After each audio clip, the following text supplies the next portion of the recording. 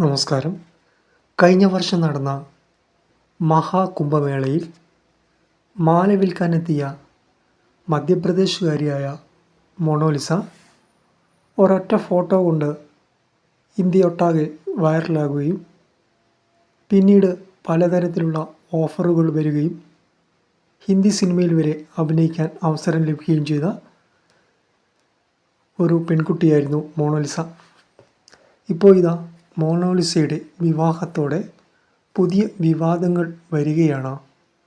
മധ്യപ്രദേശുകാരിയായ Mona Lisa ഉത്തർപ്രദേശുകാരനായ മുസ്ലിം യുവാവുമായി വിവാഹം കഴിക്കുകയായിരുന്നു. Mona Lisa ഹിന്ദുവും മൊണാലിസയുടെ ഭർത്താവ് ഉത്തർപ്രദേശുകാരനായ മുസ്ലിം യുവാവുമാണ്. കഴിഞ്ഞ ദിവസം തിരുവനന്തപുരം തമ്പാനൂർ പോലീസ് സ്റ്റേഷനിൽ വെച്ച് വിവാഹിതരായത്.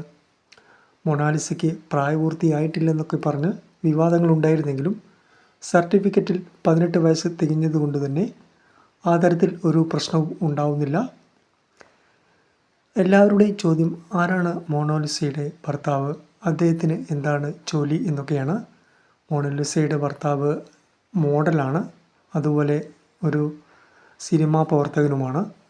അദ്ദേഹത്തിന് ഇൻസ്റ്റഗ്രാമിൽ ഒരുപാട് ഫോളോവേഴ്സ് ഉണ്ട്. അതുകൊണ്ട് തന്നെ ഇൻസ്റ്റഗ്രാം ഫോളോവേഴ്സും മറ്റ് കോളാബ് പരിപാടിയൊക്കെയായി കൊല്ലത്തിൽ 30 ലക്ഷത്തോളം രൂപ വരുമാനമുള്ള ആളാണെന്നാണ് കണക്കുകൂട്ടൽ.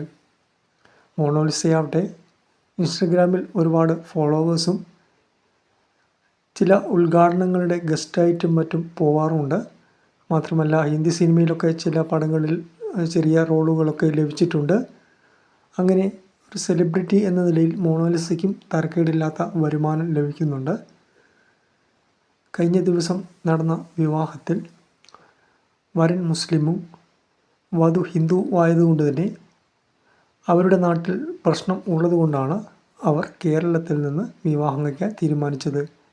കേരളത്തിലെ നാഗമ്മ